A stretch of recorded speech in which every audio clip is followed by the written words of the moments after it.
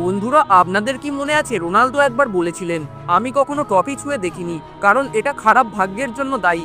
এখন আমি আপনাদের বলবো রোনালদো কেন এটা বলেছিল। আসলে 2022 সালে বিশ্বকাপের আগে সম্পূর্ণ পিএসজি টিম বিশ্বকাপ ট্রফি দেখার অনুমতি পায়, যেখানে সবার প্রথমে নেইমার ট্রফি ছুঁয়ে ভুল করে বসে, যার কারণে বিশ্বকাপে ক্রোয়েশিয়ার কাছে হেরে বিদায় নেয় ব্রাজিল। নেইমারের পরে সার্জিও রামোসও সেই একই ভুল করে বসে, ট্রফিতে চুমু খেয়ে, যার কারণে বিশ্বকাপের রাউন্ড অফ 16-এ মরক্কোর কাছে হেরে বিদায় নেয় স্পেন। এরপর এমবাপেও অ্যাক্সিডেন্টলি সেই একই ভুল করে, আর সবাই তো জানো ফাইনালে আর্জেন্টিনার কাছে হেরে বিদায় নেয় ফ্রান্স। তো বন্ধুরা, এর পরের ব্যাপারটা শুনলে আপনি অবাক হবেন, কিন্তু তার আগে ভিডিওটি লাইক করে চ্যানেলটা সাবস্ক্রাইব করে দেবেন। যাই হোক বন্ধুরা, শুধুমাত্র মেসি এবং ডিমারিয়া এই দুজন ছিল যারা ট্রফি ছুঁয়ে দেখার ভুল করেনি, আর তারপর যা ঘটে সেটা ছিল ইতিহাস।